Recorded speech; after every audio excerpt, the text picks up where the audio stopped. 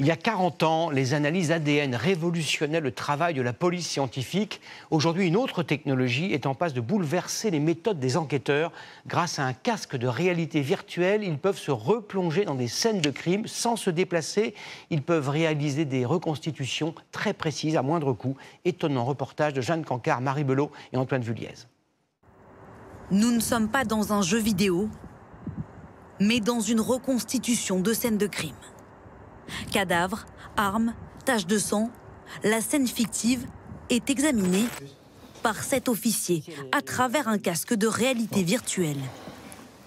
Donc là, je peux me baisser pour aller regarder un peu quel est l'état des lésions, ce qu'on a pu retrouver à proximité immédiate. Dans les enquêtes judiciaires, la 3D existait déjà pour figer une scène de crime et l'observer depuis un ordinateur. Mais aujourd'hui, la technique va encore plus loin. Avec des drones, les scènes sont enregistrées, puis retranscrites en réalité virtuelle.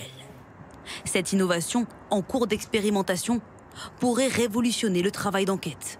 L'enquêteur ou le magistrat, il a accès à sa scène de crime quand il veut. S'il a un doute sur la disposition du corps par rapport au véhicule, s'il veut mesurer la distance, il prend son casque et il dit « Ok, voilà, je voulais vérifier ce point-là, je regarde, mon véhicule est là, mon corps est là, d'accord, l'hypothèse que j'avais, finalement, c'est peut-être pas cohérent. » Le casque sera utilisé par les enquêteurs et magistrats, mais pas seulement. Dans les affaires criminelles, les reconstitutions demandent beaucoup de temps et de moyens. Comme ici, lorsque Norda Lelandais est amené sur les lieux du mariage où il a enlevé la petite Maëlys.